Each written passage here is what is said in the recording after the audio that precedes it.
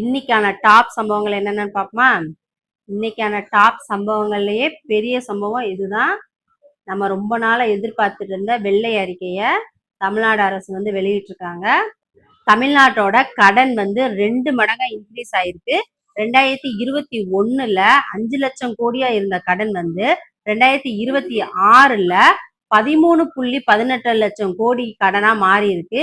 இதனால தமிழ்நாட்டுல ஒரு தனி நபரோட கடன் வந்து 1,28,934 ரூபாயா இருக்கு.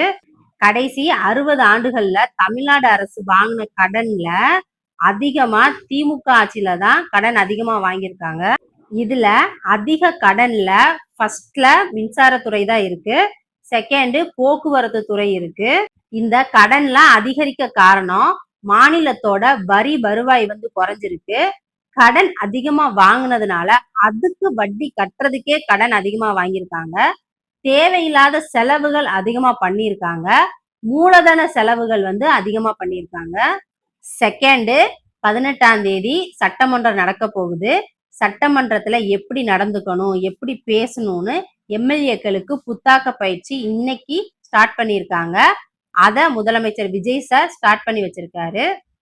தேர்டு, முதலமைச்சர் விஜய் சார் பயிர்க்கடன் தள்ளுபடி பண்ணியிருக்காரு. ஃபர்ஸ்ட் 50,000 வரைக்கும் முழுமையா பயிர்க்கடனை தள்ளுபடி பண்ணியிருந்தாரு. இப்போ 75,000 வரைக்கும் முழுமையா பயிர்க்கடனை தள்ளுபடி பண்ணியிருக்காரு. 75,000க்கு மேல பயிர்க்கடன் வாங்கியிருந்தா அவங்களுக்கு 35,000 வரைக்கும் பயிர்க்கடனை தள்ளுபடி பண்ணியிருக்காரு. ஃபோர்த்து, இப்போலாம் கரண்ட் அடிக்கடி கட் ஆகுது. அதை தடுக்க மின் கட்டமைப்பை வலுப்படுத்த 15,032 கோடி மதிப்புல 234 புதிய துணை மின் நிலையங்களை அமைக்க போறாங்க. அப்புறம் மின் பழுதுகளை சரி பண்ண 15,058 பணியாளர்களை வேலைக்கு எடுக்க போறாங்க. உங்க ஏரியாலலாம் அடிக்கடி கரண்ட் கட் ஆகுதுன்னா நீங்க இந்த நம்பருக்கு கால் பண்ணி கம்ப்ளைண்ட் பண்ணிக்கலாம்.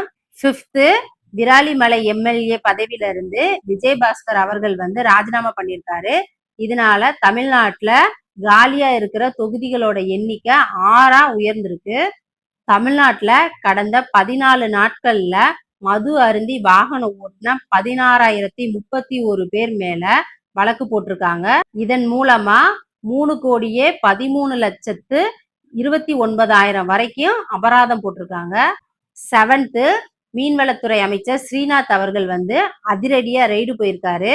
மீனவர்களுக்கு மானிய விலையில பெட்ரோல் டீசல்லாம் கிடைக்குதான்னு டேட்டாஸ்லாம் செக் பண்ணதுல பல லட்சம் வரைக்கும் ஊழல் பண்ணது தெரிய வந்திருக்கு. ஒரு நாளைக்கு மட்டும் 2 லட்சம் வரைக்கும் ஊழல் பண்ணியிருக்காங்க. இது சம்பந்தப்பட்ட அதிகாரிகள் மேல நடவடிக்கை எடுக்க போறோம்னு சொல்லி அமைச்சர் ஸ்ரீநாத் அவர்கள் வந்து சொல்லியிருக்காரு.